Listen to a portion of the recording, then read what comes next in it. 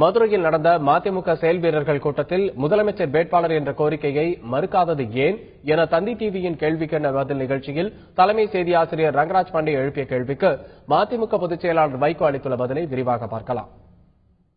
மதுரையில உங்களுடைய செயல் வீரர்கள் உங்களை முதல்வராக்க வேண்டும், நீங்கள் வழக்கம் போல எல்லா பதவிகளையும் தியாகம் செய்தது போல இந்த முறை நீங்கள் சொல்லக்கூடாது, நீங்கள் இதை ஏற்றுக்கொள்ள வேண்டும் என்று சொன்னபோது திரு வைகோ அவர்கள் இறுதி உரையாற்றும் போது உங்களுடைய அன்பு கட்டளைக்கு நான் தலை வணங்குகிறேன், அதை நான் ஏற்கிறேன், ஆனால் எனக்கு சில கட்டுப்பாடுகள் இருக்கு, சில 144 தடை உத்தரவு இருக்கு, என்னால் எல்லாவற்றையும் பேச முடியாது என்று சொன்னார்.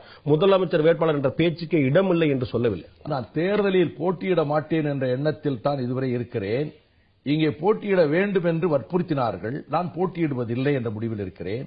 ஆனால் கட்சி சொல்லக்கூடிய முடிவை நான் முடியாது என்று உடனடியாக நிராகரிக்கிற நிலையில் இல்லைன்னு சொன்னதை தவிர முதலமைச்சருங்கிற பேச்சுக்கே அதுல இடமே கிடையாது.